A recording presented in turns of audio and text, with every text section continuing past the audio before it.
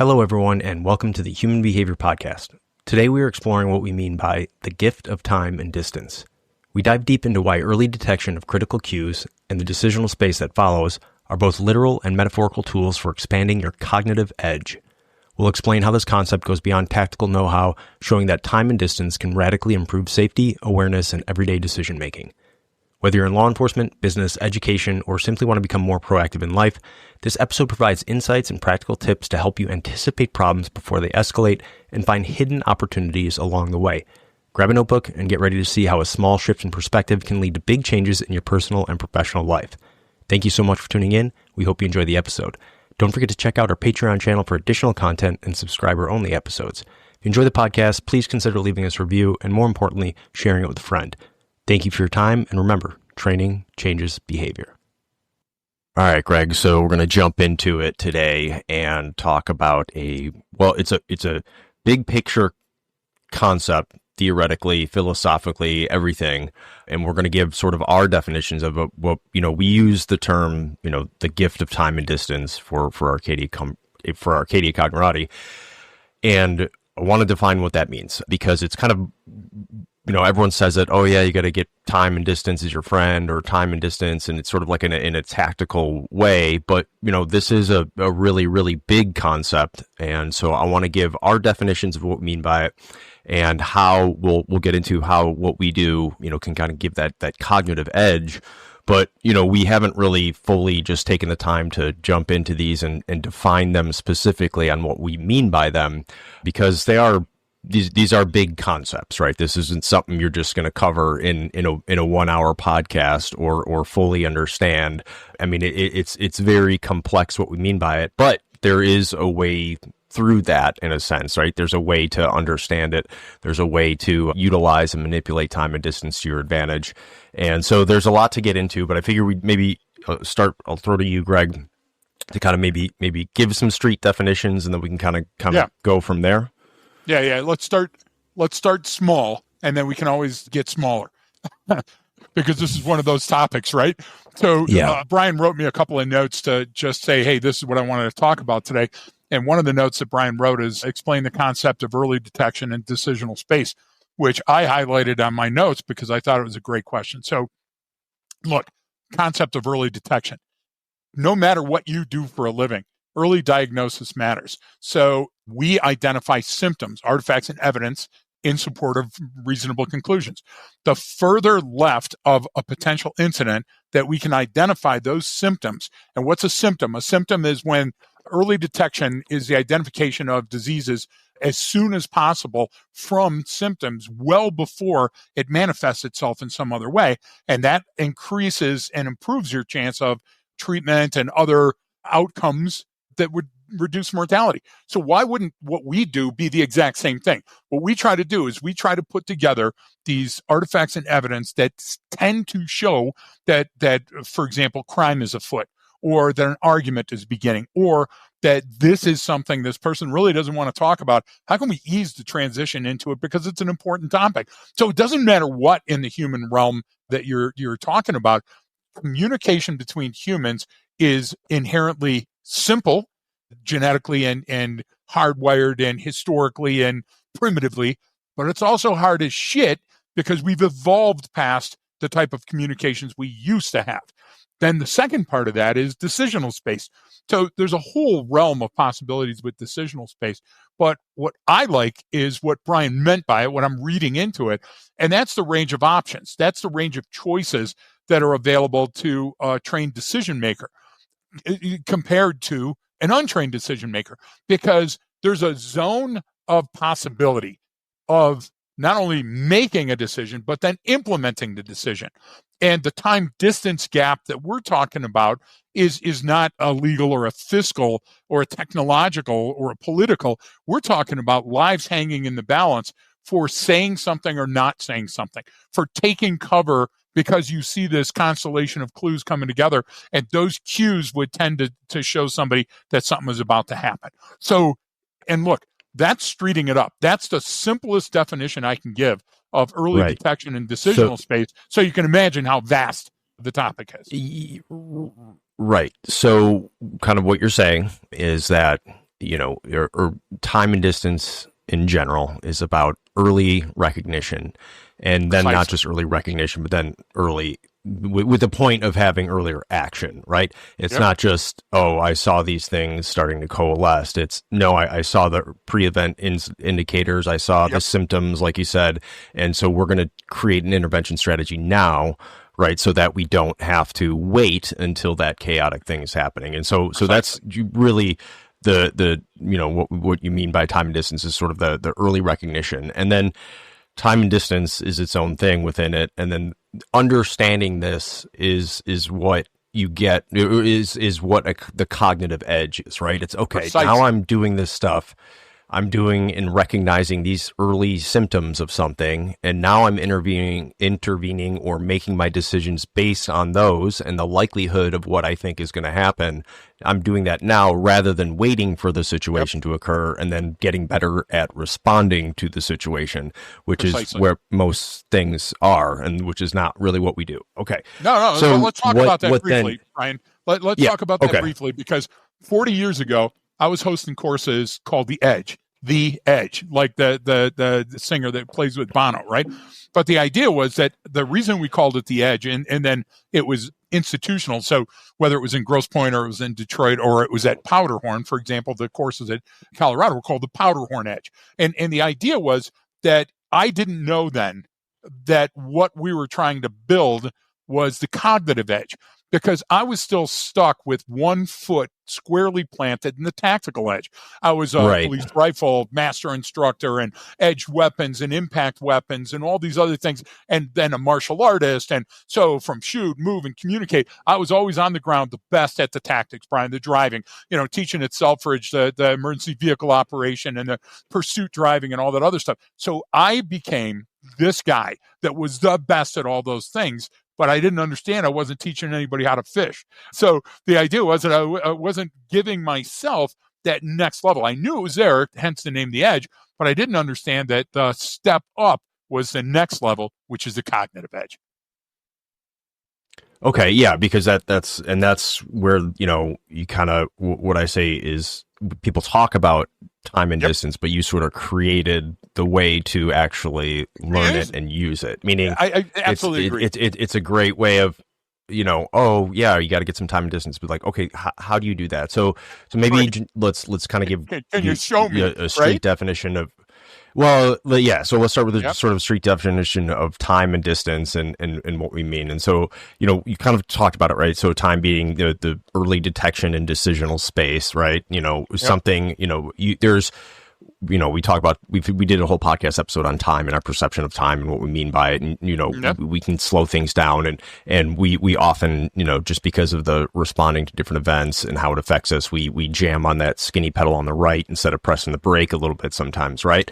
And then distance, obviously it can be like a physical or mental distance. So you're talking about the cognitive distance, but it can mean, whereas before it was, most people consider it as a very tactical way, like, hey, the closer you are to someone, the easier it is for them to kill you, right? Whether they have training or not, right? So there's a very literal sense, but then there's sort of that mental distance where you don't want to, that can help prevent impulsive decisions, right? And that's what you get in with like the negotiation or conflict scenario, or, why don't I stay back here because I have a few more options cognitively, not just tactically, but that I can use. So there's this very, very literal understanding of time and distance. And then there's the sort of the metaphorical one. And so why are these two things together? How do time and distance? What? Yeah. So you just said something that if anybody's listening to me right now, grab your pen, grab your yellow pad, and write it down. The closer you are to someone, the easier it is to kill them. Look, you're touching on a bunch of topics that we teach in the course. Even an untrained opponent that's inside your physical and personal zone is going to have a much easier time killing you or injuring you because of distance, right? Okay, so that's both literal and metaphorical. Why? Because look, who is the most likely suspect that's going to kill somebody in a house? And it's going to be your spouse.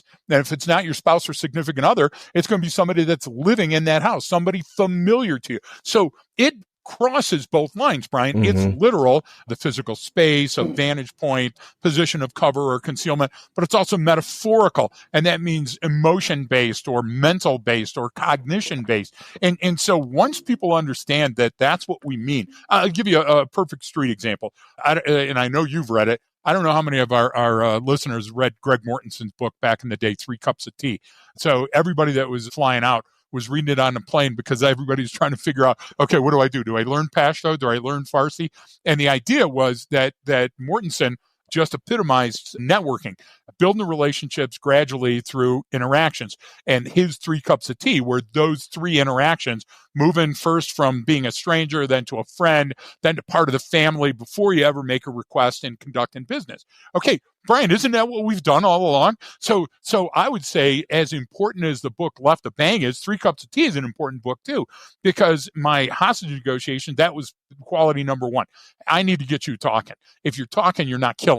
Okay? On a traffic stop, I need to get you talking. If you're talking, you're not fleeing or trying to run me down or pulling a gun on me. In a domestic, I can de-escalate the situation if I can get you talking.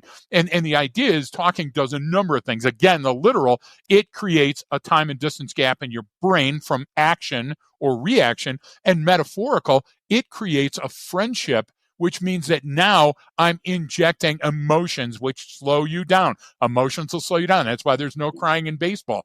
So the idea is that it's a strategy, okay? When you get a symptom, if you leave a symptom unchecked, it's going to manifest into something else.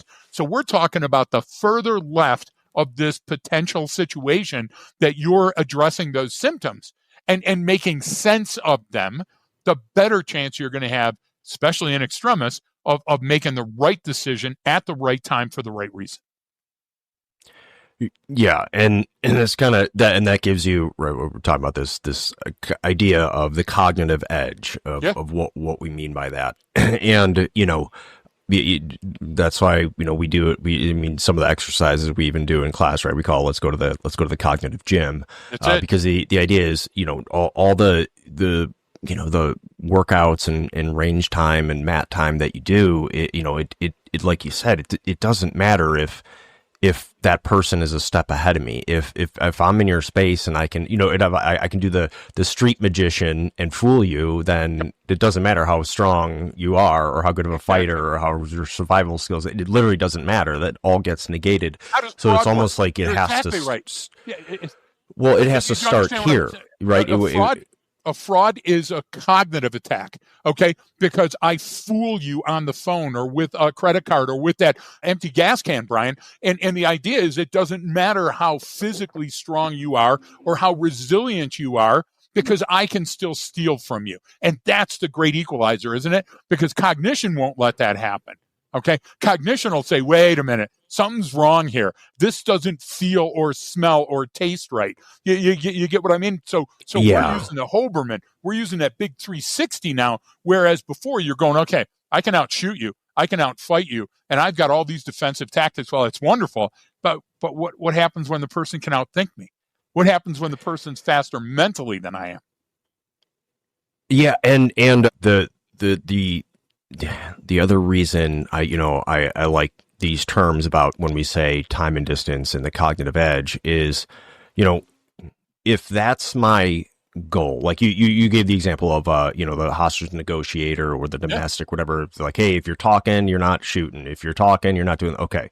So you're building time and distance then. You're now actually taking control of the narrative and taking control, or I should say, you're influencing it for the purpose of, hey, first thing I need to do is get some time and distance. How can I do that right now? And what I mean by that is that everyone's, looking for a solution to a problem or a way to do things or a way to respond to this, or this is, it's like, hang on. But before you even get to that point, what have you done going into a situation saying, how do I get some time and distance? Because, and here's why this matters, right? We were having sort of a discussion about this, and I heard some other folks having it about orientation and perception and how you see things. And people talk about reading the environment and seeing these cues and perceptions. It's like, but your sort of mindset, your goal of what you're doing shapes all of your perceptions. So if I go in saying, all right, I think this is going to happen, or I want this to happen, or this is going to be a chase, or this person's going to run, or this person's going to that's now going to shape everything that you do. Right. But if I walk in and go, all right, I want to go into this situation and get some time and distance. I got to create some time and distance. Now I've oriented myself. I've shaped my perception to come up with that solution. Now, or that's my goal in mind. Meaning, if I'm going into a situation with that goal in mind to create some time and distance, okay, that will then allow me that sort of cognitive flexibility to come up with different solutions in the situation. But if I'm going in saying I have to go do this, well, then I'm going to go do that, and I'm only going to look for things that confirm what I need to get that done. Does that make sense? So to create the time and distance and gain the cognitive edge, it really is before everyone talks about the perception of the elements in your environment. Well, before that. There's a world, unconscious world happening in your brain that governs everything that you do that we need to start with. And that's what starts with the gift of time and distance, the cognitive edge. That's why it's called a gift. And the idea is, let's white belt that for just a minute, because you just laid out a great fundamental argument. Okay, so let's ask this very basic question. Which is most calorie conscious? Okay. Is it more calorie conscious to avoid going into that room or getting out of that room once I'm in a situation? Is it better to avoid entering into that contract or that situation, or being in it and having to fight your way back out of it? And so people are saying, well, you're mincing words. No, I'm not. We had a great guy, Adam Parsitivity podcast, if anybody's looking it up from across the pond. And he sent us some photos, Brian, of the most recent place that he was doing a job that he does, and it was a dangerous environment. And the idea was, look, you saw from a distance that these things started to coalesce, and that meant that the danger quotient increased. So are you gonna go ahead and grab that flashlight and climb down into that well and get deeper to the source of that? Okay, when all of the indices that you're seeing, all of the artifacts and evidence are telling you danger warning, Will Robinson. So what happens is, again, it's the same argument with the lights and sirens. We decide that we're going to get to the situation because when we're at ground zero, we're going to be making better decisions and influence a narrative. But is that the right place to stand? Should I penetrate before I've made certain decisions? So the utmost level of situation awareness is being well outside and understanding, hey, something is going on here, and I, just being vicariously near it, am involved in it in some way. And the interaction of the things in that situation may prove to be good and beneficial and wonderful if I decide to go that direction, or they could be the end of me. So that's when I say, imagine engineering tape, that police tape and the chalk outline on the ground before you walk into a place. I mean that. I mean that you should constantly be thinking that, is this one of those situations that has the propensity, has the tendency to spin out of my control? And I can give you an example of that in the geographics realm. And so anybody that's been to class, and if you haven't, get to do a training. So long time ago, before anybody else was doing this kind of stuff that I knew of, because I was the only player that was running it for regions, I would say, okay, do me a favor. We're going to conduct training only. Make sure that you do that, because people will do stuff like shooting in a school and then all of a sudden say, oh, it was just training, and then wonder how that spun wildly out of control. So the idea was, okay, doesn't matter what shift it is, we're going to have a robbery at this location, whether it's a 7-Eleven or a bank, depending on the shift, all that other stuff. And what we want you to do is realistically figure out, from the time the person leaves, a bunch of things are going to be happening. So I got a team at the scene, I got a team in the parking lot, I got a team at dispatch, and I got a team on the road. And you got to do all these things, Brian. It's got to be a study. And so the idea was, okay, once that person's left and you're going to dial 911, the clock starts. So how long does it take for you to call 911 and, with an average dispatcher taking the average amount of information, get that information out to the road? And remember, this was before enhanced 911 and all these other things. Okay, now, in that amount of time, how far did the person get on foot? That means, where would their car likely be parked? Or is somebody waiting for them? Or is the car idling? Or did they have to hop a fence? Or did they have to recon? So that means there's a witness somewhere that knew that that person was tying up a dog. All these things are possible. Now, that's close to the scene. Then the idea is, okay, if this person doesn't want to get caught, they're not going to floor it and spin the tires and, drive past the speed limit. So going the speed limit through that subdivision or on that side street, about how far could they get? Now, when the officer receives the information and writes it on their log sheet and starts heading for the scene. And Brian, what I would do is I would map that out and I would show people that they're racing to the scene of that robbery, passing the person that did the robbery, because the person is already gone and they're already outside of that ring. So I was making hundreds of felony arrests on these type of capers, and people were going, how are you doing that? Because what I was able to do is profile it geographically and figure about where that person would have got. And guess what? If they were on a bike, it would be different. If they were on foot, it would be different. And guess what, Brian? Those type of geographical profiles built with all the other heuristics that we do in the other domains help you plan in your mind. And guess what? The more you do it, the better you get. So, the first felon, it was a little rough. By the fifth felon, it got a lot easier. And after a while, I'm teaching the courses. So that's what you have to understand. And if anybody could track my logic along that one example of how to build that out, and that's a rock in the pond, Brian. That's one perfect example where you can build an entire course around that and understand that all humans are likely to respond to external stresses the same way. The second part of that time and distance means that it's logical. And so now we're finding bad guys if that's what we're going for. Okay. So with that, the process with that you just described is sort of like in real time, like this is what you mean by the cognitive edge and going, okay, yep, if this is occurring and I know these things, then likely this, and then I can make my decisions. And,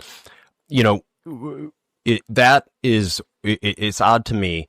So maybe help me understand that, one, you technically, anyone can do that, right? You're meaning it's cognitively possible. We're in a sense, we're able to do that as human beings. However, it's almost seemingly counterintuitive because we're also very, very reactive, emotional creatures, just inherently, right? Yep. So we're constantly responding to things or behind the curve. And why is it difficult for humans in general at scale? Is a kind of a general question. Why is it so difficult for us to then do that? Why do we get roped in every time and keep just following in along whatever the trend is, whatever things are going, or like, what I'm saying? Like, why can't we sit here and do that? Because there's no crying in baseball, because our emotions get the best of us, because our electrochemical neurotransmitters are pumping into our brain that we're the best, we need to get to the scene, we'll be making those decisions. When in reality, the gift of time and distance is understanding all of time and distance. So we all know theory of relativity, speed and space and time. So we can figure out where objects are. But we also understand Heisenberg, and we can either pick one exactly or pick the other exactly. So folks, look those up. I'm not going to take time on a call explaining those to you. But the idea is, Brian, if we think in those terms, I'll give you a perfect example. So you show up at a scene and the scene is absolutely chaotic, and I'm on the ground and there's fires burning and gunshots were just fired and people are screaming and there's people down with injuries, and there's one lone guy sitting on the cement steps of the house with his hands on his knees and his head down between his lap. Okay. Well, everybody else is running and screaming. Guess who your suspect is? That guy's not a witness. That guy's just done all of these horrible things. So I would look at that and go, how is this guy holding it together? Well, this guy's in charge of what's going on. This guy's at the center of what's going on. And everybody else is spinning wildly out of control. So if you understand entropy and the entropic principle, and you understand Newton's laws of motion, it's more likely that person is physically responsible for what's happened around here. So guess what? I got to give that person time and distance. And that's the person that's got my full attention now. And I'm starting to say, let me see some hands down on the ground, all those other things. Why? Because I'm processing the artifacts and the evidence faster than the other people respond to the scene. So that's the gift of time. And I understand the more distance I have from this situation, the more likely it is that I'll make a better decision. Because when we rush to a decision, we're taking on a whole bunch of things that we don't want to take on. For example, when we're in a real world case, I make a fast decision. then all of a sudden I'm not understanding that fast decision isn't the best decision. And what I'm doing is I'm actually reacting sort of like a knee-jerk reaction to the evidence that I'm seeing. And now we're playing what you and I call, Brian, in the cognitive gym, pinball. Boom, boom, boom. I'm getting bounced around the scene. Well, that's not the way it happens. And if you illustrate that in practical terms, I am much more related to police work and to military work than I am, for example, being a teacher in a school. Okay, although we've taught at academic places, that's a different thing for me. So we're on the way to a shooting at the Pastime Bar at 9 and Van Dyke, and all of a sudden the people that are on the street outside are much more interesting to me than the people that are fleeing from the bar. And I catch the guy with the gun outside, and all the other cops are going, man, you're a shit magnet. No, I'm not. Time and distance. Okay. Where would that person be? What would I be doing? Am I going to ditch the gun? Am I going to hold on to that gun for long enough that I get clear of the incident location to make sure there's not other perpetrators before I throw it onto a business roof? Brian, it's outthinking a cunning enemy. And that's what takes it from the tactical to the cognitive. Because now what I'm doing is I'm saying these things matter more than those things. And that's a hard thing to do without structure, without an architecture.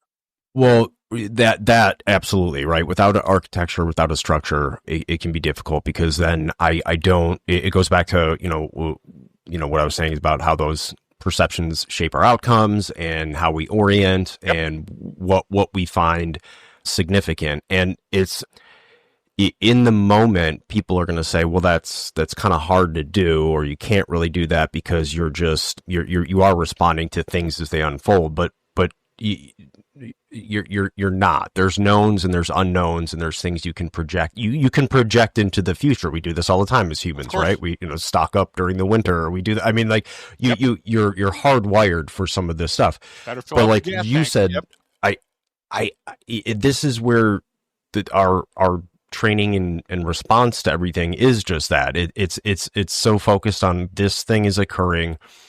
Here's how we respond to that. But it's almost like you're saying, okay, this thing is occurring, but I'm getting in the information, even if it's in front of me, even if I'm seeing something, I'm picking up in the past, or in a sense, yes. Like that thing has already occurred, that ball is already in motion. So if I'm chasing the last spot it was at, I'm never going to catch it because I'm just going after the last spot. It's a hockey puck example, exactly. But then how like in those times, like how do you then orient yourself in that way? Like you just give the example, like you show up, I got the guy, this is what it was. He was the one with the gun who wasn't focused on the thing that was happening right here. So it's like, how can I take that and then use what I have as a human being already born with, just biologically wired for, like which we are, for success and pattern recognition and all these things, right? So how can I do that in understanding that time and distance, like right, like because that seems difficult to then say, all right, what's likely to occur next? But if I don't do that, then I'm always going, here's how I respond. But I'm responding in the past. I'm responding to a past incident. To an echo, to a ghost of what was. You're exactly right. And so let's talk about that. And let me give you an example 110 years apart. So in 1914, Franz Ferdinand and his wife were assassinated, okay? And Gavrilo Princip was the one that did it with a bunch of other people. But he didn't do it at the initial time when they were flinging lead and throwing grenades. As a matter of fact, they killed part of the personal security detachment and injured other parts. So what does Franz Ferdinand want to do? He wants to take his wife and he wants to go check on them at the local hospital. So who's fleeing through the backyards? Gavrilo Princip is fleeing through the backyards and ends up crossing the street on the way to the hospital completely by happenstance and sees Franz Ferdinand and his old lady in their limo. Now, sans security, because the security's all been injured at this other ambush location. So Gavrilo says, you know what? Here's a chance in a lifetime, and goes and kills Franz Ferdinand and his old lady. You're saying that was complete happenstance. I'm saying it was inevitable. Why? Because Franz Ferdinand and his driver and his old lady just escaped an ambush, and they were still in that danger zone. And so what did they do? They said, well, we're going to go to the hospital and check on these people, not saying we need to go to a covered and concealed position. We need to get a new security detachment. We need to do these. So you have policy and procedure. You have TTPs. Those are all great things. But in the moment, that short fuse decision I made killed me. So let's go to 2024. and let's go to Luigi Mangione. He's hanging around in a hotel, and he's obviously not a member of that hotel or belonging in that hotel. And you got Brian Thompson, the CEO of U.S. Health, that's walking through the lobby. Now, think about United Healthcare and think about all the threats that they've had and everything else. 1, he doesn't have security. 2, he's not situationally aware. 3, he's not 6-checking. And this guy walks up and blasts away at him. And again, you're going, well, those things are, look, again, I will tell you it's inevitable. You give enough time and you have a limited amount of space, certain things are going to likely occur. So Franz Ferdinand called his own death by not looking at that ambush as artifacts and evidence to support that it was an ongoing thing to try to take his life. Brian Thompson contributed to his own death by being in a low level of situation awareness in a hotel lobby and never anticipating that one of these days, coming out of my car or the parking garage, somebody might accost me. And so that's hard to take, Brian, because what we do is we go, well, wait a minute, you're saying that's a personality thing or that's a this and that. Now it's an emotional thing. We all think that it's not going to happen to us. And part of the reason that the gift of time and distance is out there is it can. There was a cop that died last night or the night before, rather, shot by a 14-year-old kid. There's another copper that's in intensive care. Why? Because we underestimate a 14-year-old. We didn't give ourselves the gift of time and distance. And I'm not going to call that caper because I wasn't there, Brian. But what I'm saying is it's emblematic of the symptoms of how one of those cases goes, right? We reach in and grab the pernal because we don't expect the driver to drive away. We're patting somebody down and we say, hey, gun partner, and we're expecting our partner to be able to figure that out in nanoseconds and take cover and come to my aid. And Brian, that's where training has to come in because the gift of time and distance isn't as easy as we're making it sound. It's a fucking hard thing to do. And it takes rehearsal. It takes practice. Yes. And so you met that this is where I come in with what I've said before, where, human behavior is just way more simple than people realize. And then also way more complex than we're kind of willing to grasp sometimes, like, and at the same time. And so this goes into that we talked about a number of times when people do the, well, anything could happen or this, it's like, no, it cannot. There's a finite number of things that can occur throughout your day, and only so many of them are likely, right? And some are unlikely. And so when you get into understanding the time and distance and what you're talking about, this cognitive edge, like that's why we have HBPRA. That's our methodology of doing it. And that's why we have, the SPAR, sense, make, problem, solve, adaptability, resilience, and how to use that, because that provides a framework.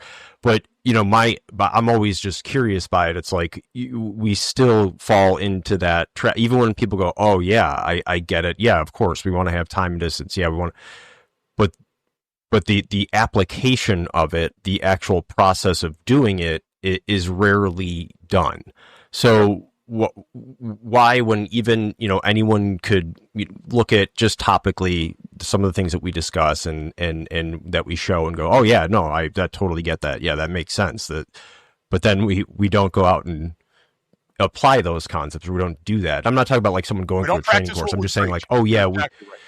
Well, that and that goes into it is how do I do that then? So like how can I develop this cognitive edge through some mental rehearsal or practice throughout my day? Like how did you become good at it in a sense of noticing things and then attributing value to it, but then taking that and applying that to situations in a completely different context or a completely different domain? Because that's where seems to get difficult for people, which is why we use these generalizations, and that's why we say time and distance. It's like, okay, well, look, time and distance you can use in any situation. That's the point of doing it. And it's same with everything exactly.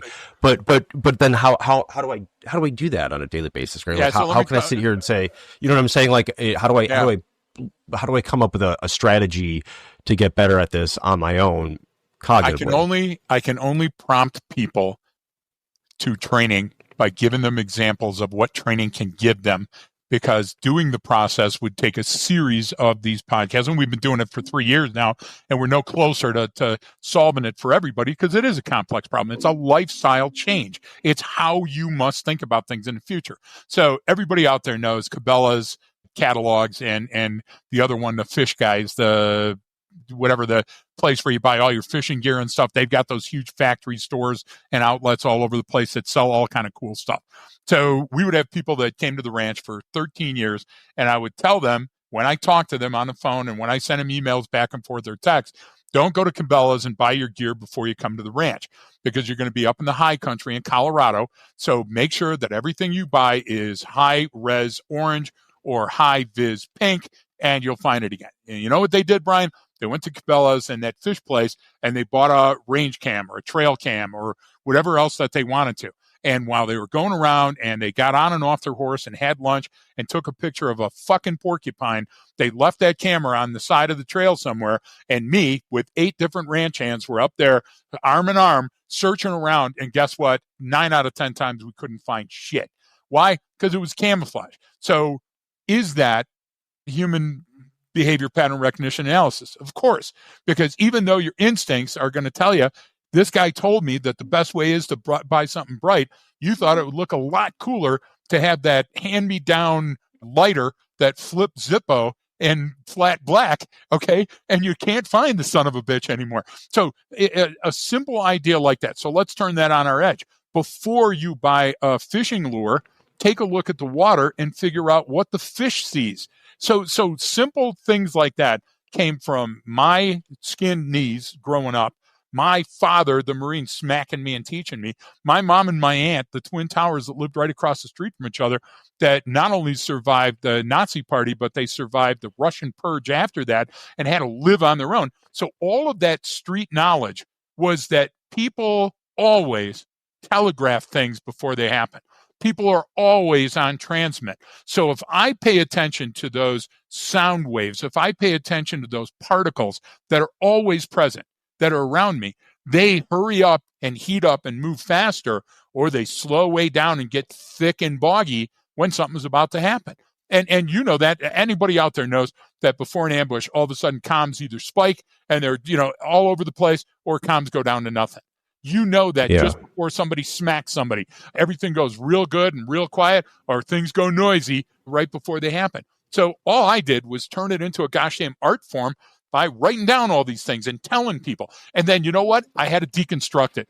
So the greatest part about reintegration and those type of things, science folks, go look it up, and understanding is that you have to take a look at a situation backwards. You have to take a look and reverse engineer it. How did we get here? And if you can do the how did we get here before you knock on the door, before you step out of the scout car, before you go to apply that first handcuff, before you fire that person at a business meeting or approach that kid at his locker. If you can do those things before, hence the term left of bang, then you're likely to be able to conduct predictive analysis in real time and avoid dangerous situations and capitalize on those that are going to benefit you.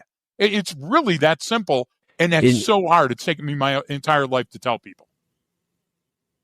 And one of the things I like to tell people is know your role and your goal, meaning what is your job in this situation? What is your role, right? Whether you're, at the store with your kids or you're at work, whatever, what's your role?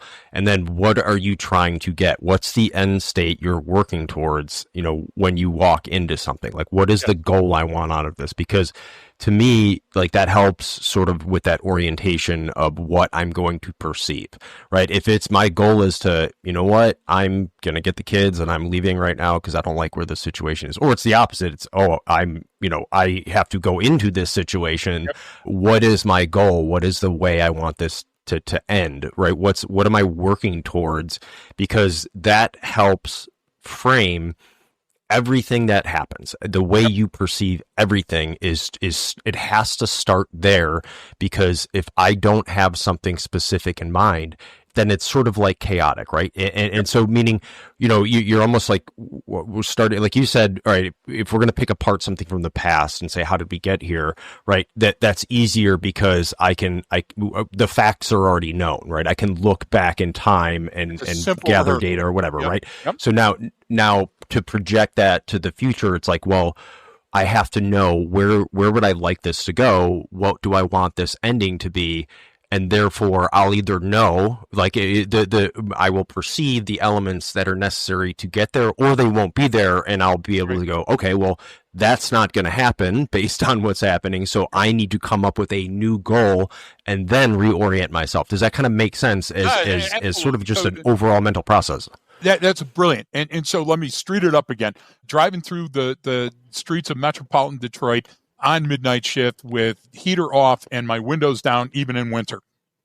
What am I listening for? I'm listening for fences. I'm listening for somebody to hit a cyclone fence at night. That's interesting to me.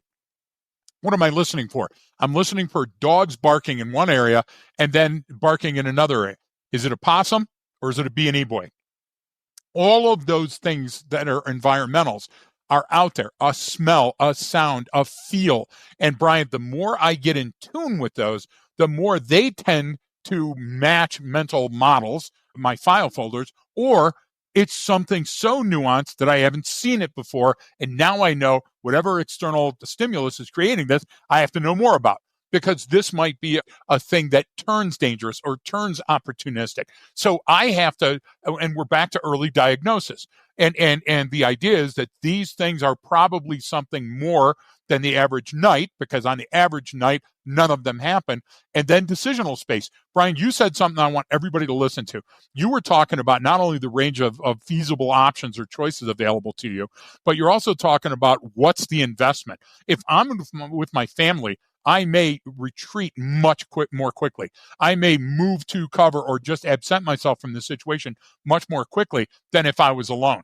But the other thing is, look, I don't want to get clipped pulling my legal carry gun because the cop thinks I'm part of the robbery.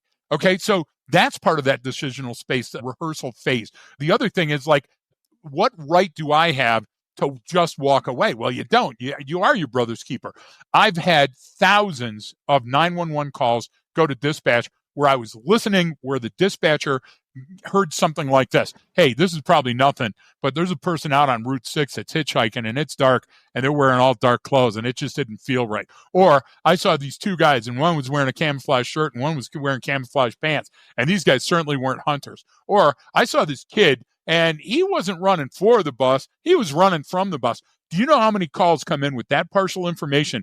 And somewhere there's an expert dispatcher going, hey, this is different. This is somehow interesting to me, and sends a car out. Or a copper hears that and goes, I wonder why those dogs are barking. I wonder why that guy's in that backyard. I wonder why that person's still laying on that park bench. So, Brian, your level of intrigue, your level of interest, thinking that things are interesting is the key to situation awareness. And the gift of time and distance is that credit card I carry with me to make sure I can buy myself out of a shitty situation. You have to have both. If you don't have both, then all your decisions are made on the X. And being on the bubble is no fucking prize pig. You get what I'm trying to say? You want to have, you want to be able to back off. Look, when we see stuff like Brazilian Jiu-Jitsu, you're on the bubble. You're on the X all the time. Nobody goes, hey, drive me to the scene. I'm a Brazilian Jiu-Jitsu expert. I'll chase the guy down and then do my shit. You see what I'm trying to say? It's literally called self-defense for a reason. So what we're sort of countering that by saying the more intrigue you put to life and to events left of the event, the better you will be at demystifying it when it comes time to act or decide. And you're talking about switching from that sort of defensive mindset, in a sense, to an offensive one is proactive. So, and here's my question about what you brought up is like how with all of those perceptions and then everything else in life competing for my attention, right? How do I attend to the things that matter, in a sense, brilliant versus just bringing in, okay, yeah, I noticed the trash on the ground over there and the smell over here and maybe a dog barked there, but like I can't, as a human being, process all of that in my environment at a time. Or if I try to, that's the hypervigilance. That's you're just going to go nuts and constantly looking for You're something. not going to have a job how for do I very long, flip right? that switch? Yeah. Well, yeah. But it's a mostly unconscious process. But how can I become more aware of that, without overwhelming myself and having too much competing for my attention? That's the perfect question. But you're riding for a fall if you keep thinking down that direction. And what I mean by that is you have to be on the offense without being offensive. Because if you're questioning things all the time, sooner or later, somebody's going to punch you in the eye or get pissed or throw you out, or you're not going to have a job, or your wife or your significant other or your husband's going to leave you because you're spending too much time on it. But the idea is this: when you go to turn the ignition in your car, you understand that a seatbelt is going to save your life. You understand that cars were built so good at one point that when they hit, they killed everybody in the other car because the car didn't have a crumple zone. Okay. You understand that the faster I drive on inclement conditions, the greater risk of hydroplaning and crashing into something. So while we understand that science is always at work, we don't acknowledge it. So all I'm saying is that in your day-to-day, what are the most look, you remember that Bruce Willis in The Fifth Element, and he looked through the eye hole before he walked out into the hallway, and there was a guy with the hat of the hallway on. So when he looked out, it looked just like the hallway, but when he stepped out, it was a guy wearing the hat of the hallway, and the guy robbed him. Okay, so what am I trying to say? Well, simple physics will set you free. Before you walk into a lit room from another lit room, shut off the light in the room where you're at, because now you're not going to have a backlight when you walk into that room, and your eyes have had a few nanoseconds to adjust before you've got this new lighting situation. Okay, that's simple. Have you walked around your house to listen to where the creaks are? So if you're laying at bed, do you know what it sounds like when somebody's walking up or down your stairs? Before you step outside, do you look out the window before you step outside? Maybe because of the weather, not because somebody's going to rob you in your neighborhood. Brian, those are so low on the calorie conscious level, and those are so easy for everybody to do. But if you just did that, if you just increased a couple of those things on being more observant and priming yourself for, before I get into the car, I'm going to walk all the way around the car. What am I going to do for? Look for leaks. I'm going to make sure there's nobody in the back seat, make sure my trunk is secured so I don't have to secure that son of a bitch when I'm on the road. You know how many people don't find out about burglaries until they're confronting the burglar? How the heck did that happen to you? So simple things, just like I'm saying, fish don't know it's raining. So before I go fishing and somebody goes, oh, it's raining outside, I don't give a damn. That's how fish eat. But you know what I have to know? What's the water temperature? What colors does that fish see? Is a vibrating lure better than a whatever? So if I'm doing that for fishing, and you see those Saturday morning shows are on all the time, then why am I not doing that before I walk into a 7-Eleven? Why do I not park for just a minute before I put it in park and stand, I guess that would be calling, and look at the parking lot? Hey, why is that car backed in and idling? I haven't seen a cop in this neighborhood in the last 5 minutes. Those kind of things will save your life. But we know better. And we know better is that chemical cocktail that's in our brain saying the more we repeat behaviors and nothing happens, the more likely that becomes in the future. And that's just not true. The strength of the argument is gas stations are more dangerous. Driving above the speed limit is more dangerous. Having too much to drink and staying in a bar too long is too dangerous because you're going to get punched or you're going to get robbed or, something else is going to happen. And we know that. So science will set us free. Math doesn't go well sometimes, but we don't want to listen to that because life is more fun. So my argument to you is it's more fun screwing and drinking and partying and listening to my loud music than it is being situationally aware. But a moderate level of situation awareness, and in other words, operating in a zone forever, is attainable. So why wouldn't you want to do it? But it's hard. It takes calories. So there's the argument for humans. I'm telling you this is better for you, but why do I want to do it? Because you're not doing it. It's the small, moderate improvements over time is a far better strategy than the let's do everything right now. Or losing weight, we still, getting the right husband, wife, for training your kids, right? But immediate gratification is what we're all about, Brian. And our loins, and our limbic system are still in that loop, right? That's what that's a great point. Is there's this sort of we're both, it's a double-edged sword in a sense of how we're wired and how our unconscious brain works. It's like it can be really, it's wired to be really, really good for us. However, it gets hijacked by our emotional state and things get overwhelmed, and then we fall back on survival or basically. But, and this is why I brought it up at the beginning. It's both a literal and sort of metaphorical sense with this time and distance, because what you're talking about is literally like, stop, take a look, look into the window of the 7-Eleven before you walk in to see if there's someone in there with a gun to the head of the How hard is that? cash register. But and it takes 3 seconds. But and that gives, that's the thing, is that then we have a lot of other things in our mind competing for our attention, and we're distracted, and now but what's more important than our own survival? The problem is that we live in an environment that's not as dangerous as we're making it out. And so there's less consequences, far less consequences than early man. So therefore, we've lulled ourselves into the fact that, what are the chances there's going to be a robbery at the 7-Eleven that I'm going to today? Well, there's a fucking dead guy in the cemetery that's saying the same thing. Am I right? Same thing, yeah. So the idea is it's a balance, isn't it?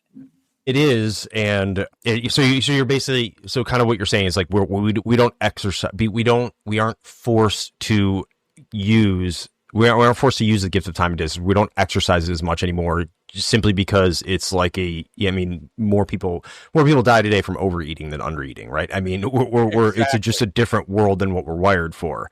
And so we now have to sort of learn this skill set, but it has to be framed within some context that I can use it in. So let me throw this at you, because you have a daughter that's right in the age range of these incidents. So I've been on a number of incidents, way too many. The asshole range? Yeah. No, I'm not saying that. I'm talking about the insurgent terrorist range, where she's learning enough about the car that it ain't an Irish car bomb. And the idea is that what happens is she's going to go to a party, and it's going to be a birthday party, and you're going to relax because she makes good decisions, and the other family and everything else. But I've been on the other end of that, where I have to go and take the report on, well, when was the last time you saw her? And is it a runaway, or was she kidnapped? And did this happen where a predator watched this and knew and conducted surveillance? So, Brian, if you want to avoid those things that you never see because you're not in the inner loop, you got to read more, you got to study more, you got to look around more. There was a caper I don't know if I'm saying these things, if the places are even still around, but it was a homicide at the Memphis Lounge. And I remember that the dog was on the scene and was giving me updates from the information that were going on. And the idea was that it was very interesting to me that this person walked in. They were still doing karaoke night. I need you to understand that. And Shell was like, hey, can you shut off the music and turn up the house lights on a homicide at a packed bar? So what does that tell you right away? However that person shot that other person in there, it was very, very discreet. Why? Because people would have screamed, they would have ran outside, the house lights would already be on, nobody would still be singing karaoke. So this is me processing it, and I've got another expert that's on the scene telling me about it. So I'm at another bar, and I see a guy get out of his sled, and he's walking up to the front of the bar, and he's got both hands jammed down in the front of his pockets, and one of his pockets is smoking. And I go, well, that's interesting. And then all of a sudden I'm going, well, why would this guy's pocket be smoking? Well, if he fired the handgun from inside the pocket, and I roll the guy up, and it ends up being the right guy. Now, somebody else listening right now is going, oh, you're just lucky. Right place, right time. Nope. Smoking pockets. I needed to know what was going on. And guess what? Historical perspective. I was able to use my situation awareness to link that to other events that it may be important to. You know who didn't do that? Franz Ferdinand. And he's dead. So the idea, Brian, is absolutely everything is on transmit. But if I don't stick my toe in the pool water, I'm going to get frozen when I jump in. I have to look before I leap.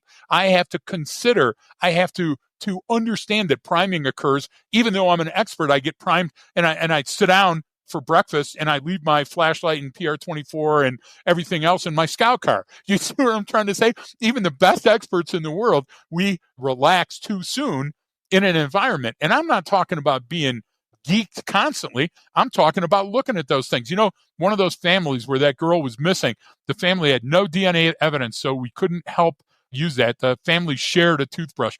They shared the comb and the brush in the bathroom. And you're thinking, well, that's a worst case scenario that I got to be doing DNA to match my daughter's body out of all the bodies in the morgue. Yeah, but if you work far enough left of bang, Brian, in almost every one of those incidents, it's preventable. And that's why we teach HBP RNA. We teach you to be a harder person to capture, a harder person to kill, to make you more resilient over time. And guess what? The beauty of our system is the more you do it, the better you get. Yeah, and that's our process for gaining time and distance in a very, methodical way that is process oriented, that allows you to sense make and problem solve. Yeah, of course. And like you said, in any in any circumstance. So my thing is what are those, and you're talking about it, but like those things that I do on or you can do on a daily basis, and it really is taking that second to have that foresight of, well, what's my role? What's my goal here? Where do I want this to go? Can I take a second, a minute, an hour, whatever is necessary to plan something out? And that is not, a lot of people think that, well, you can't take the time, you got to make a decision right now. And almost, my thing is, you rarely ever do right now. Like what situation in life where you couldn't take an extra second? I know, that's what we jam on that. We jam on that gas pedal. I love when you say that. And then go, yeah, it's like the Look, you remember, let me give you another example. You remember we were working with some of the best trained DEA operatives ever. And there was some BORTAC and BORSTAR people that were smattered into that training. And we were out in the middle. It was 120 degrees in the shade. And we were on Connexes with binos, and we were watching. And the one guy ran from the ambush that we were setting up and went around a building. And what we taught those folks is to time it. How long did it take him to get from here to here? How long did it take him to get from here to here? So what's a likely amount of time that they're going to spend behind that building? And then they could figure out where that person was likely to come out. And if the person ditched some goods behind it. Why? Because guess what? They took longer behind that building than they did between these other things. And those guys had that epiphany moment. You remember we had the female and the male agents sitting up there going, holy shit, never thought of that. So you know what? That's better than having a dog to go back and find that gun. It's better that when that person spills out into a crowd, figuring out that, wait a minute, that person came out at the right time, but they're wearing a yellow shirt rather than a red. Go back there and see if there's a red shirt. The idea is that it's a game, Brian. It's like being Sherlock Holmes, and trying to deduce stuff without the calabash pipe. And it's fun. So why wouldn't you want to have fun every single day? What's this person telling me? What's his clothing telling me? What's a lint in his pocket? What's the garbage in their car? What about where they park? What about if the car is running? All of those things matter. And we just have created a system that's much easier for you to quickly address those. It's no longer like Plinko and sitting there, with you're scratching your head. Now you're looking at a situation and going, this is what I think is happening. For this to continue happening, the next thing I'm going to see, sense, smell, or taste is going to be this. And if I see that, then I know what's happening and I can avoid it. That's magic. And unless you've been to a course and seen it, and unless you've tried it on your own, you won't understand how cool it is. And what I mean about fishing, I keep going back to the fishing metaphor. There were guys in Iraq and Afghanistan who were trying to equal my success. And you know what they could do? They could find a V-bit. They could find a body bomber. But you know what they couldn't do? They couldn't pass that knowledge on to you. And the difference, the legacy that we've made, Brian, is we can transfer these skills so you can go out in real time and use them no matter where you work and no matter what the environment is. And that's pretty cool. Yeah. So that's kind of a lot on time and distance and what we mean by the cognitive edge, and maybe some simple exercises to do. And they aren't, it's like people go, yeah, okay, I get it. And this seems self-evident, or it seems I got it, but it unless you're doing some sort of deliberate practice with it, it's not going to be something that you do all the time, and you're not going to get better at it. Right. All right. Well, I don't know, anything else we need to cover? That was kind of a lot about time and distance. You should give a warning before these episodes. Take 2 Tylenol. Yeah. You get what I'm saying? And sit back in an easy chair. Because basically what this was is an intro to, welcome to the gift of time and distance. So we need to go deeper But you know how we go deeper, folks? You got to write your questions. Feedback. What wasn't clear? Yeah, I agree. That's exactly it. To reach out, and then obviously we always have more on Patreon and give out examples and stuff on there. But yeah, okay, that was good. I kind of wanted to just cover that with everyone and talk about, define what we mean by time and distance and just how big of a concept it really is. And so, but also then how you can sort of integrate that onto the daily things that you do. Then iteratively over time, you will do it unconsciously, basically at that point. Baby. If you get you'll that, and that's the point, is to get it to the point where you're doing it without realizing you're doing it, right? And now to break, Ryan. Yep, they are. They definitely. We all know that habits are hard to break. So why don't you make it a good habit? All right. Well. Yeah, appreciate everyone for tuning in. Again, always reach out to us if you have any questions. You can shoot us an email or hop on Patreon and ask. But thanks everyone for tuning in. And don't forget that training changes behavior.